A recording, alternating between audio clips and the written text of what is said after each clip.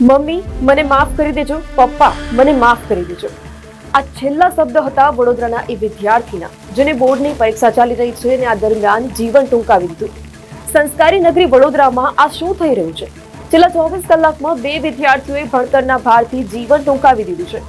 પરીક્ષાનો સ્ટ્રેસ કે પછી એક ખોફ, જે વિદ્યાર્થીઓને આટલું મોટું પગલું ભરવા પર મજબૂર કરી દે છે. એક્સપેક્ટેશન અને કોમ્પિટિશન વચ્ચે વિસાયેલા જે વિદ્યાર્થીઓ છે તેમનું મેન્ટલ હેલ્થ પર અસર પડી રહી છે. એક તરફ સરકાર દ્વારા બોર્ડની પરીક્ષા આવે ત્યારે તેમના દ્વારા એક પહેલ હાથ ધરવામાં આવી છે કે માતા પિતા અને વિદ્યાર્થીઓનું કાઉન્સેલિંગ કરવામાં આવે, જેથી કરીને તેમનામાં રહેલો ભય જે છે તે દૂર થાય અને માતા પિતા દ્વારા પણ જે વધારે પડતી એક્સપેક્ટેશન રાખવામાં આવતી હોય છે તેમને પણ સમજાવવામાં આવે, જેથી કરીને ક્યારેક વિદ્યાર્થીઓ સ્ટ્રેસમાં આવી અને ખોટું પગલું ભરી લેતા હોય છે તેને અટકાવી શકાય.